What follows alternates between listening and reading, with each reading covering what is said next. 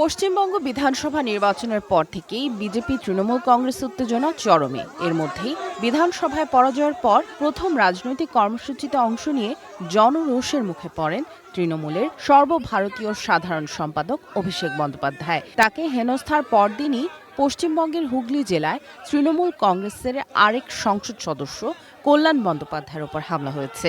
বিধানসভা নির্বাচনের পর তৃণমূল কর্মীদের গণহারে গ্রেপ্তার আটকের প্রতিবাদে চণ্ডীতলা থানায় স্মারকলিপি জমা দিতে যান কল্যাণ বন্দ্যোপাধ্যায়। এ সময় তার ওপর এই হামলা হয়। এর আগে শনিবার দক্ষিণ ২৪ পরগনা জেলার সোনারপুরে নির্বাচন পরবর্তী সহিংসতায় নিহত এক দলীয় কর্মীর পরিবারের সাথে দেখা করতে যান ডায়মন্ড হারবার এলাকার সংসদ সদস্য অভিষেক বন্দ্যোপাধ্যায়। এ সময় তাকে লক্ষ্য করে ইট, পাটকেল, ডিম ও জুতো ছোঁড়া হয়।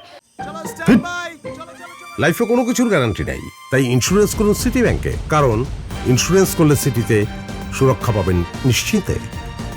চারপাশ থেকে ওঠে চোর চোর স্লোগান। পরিস্থিতি উত্তপ্ত হয়ে উঠলে বিক্ষোভকারীরা অভিষেককে ঘিরে ধরে কিল ঘুষি ও লাথি মারতে শুরু করে।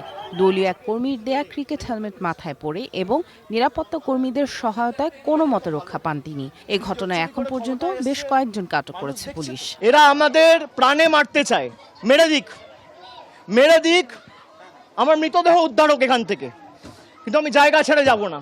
আহত অবস্থায় উদ্ধারের পর অভিষেককে কলকাতার দুটি বেসরকারি হাসপাতালে নেওয়া হলেও তাকে ভর্তি করতে অস্বীকৃতি জানানো হয়। প্রাথমিক চিকিৎসা শেষে রাতে তাকে বাড়িতে পাঠিয়ে দেয় চিকিৎসকরা।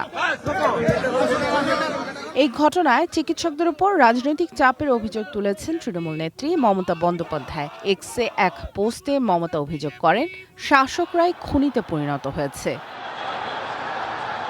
তবে তৃণমূলের সব অভিযোগ অস্বীকার করেছে বিজেপি। পশ্চিমবঙ্গ বিজেপির সভাপতি শ্রমিক ভট্টাচার্য বলেন, এই হামলার সঙ্গে তাদের দলের কোনো যোগসূত্র নেই।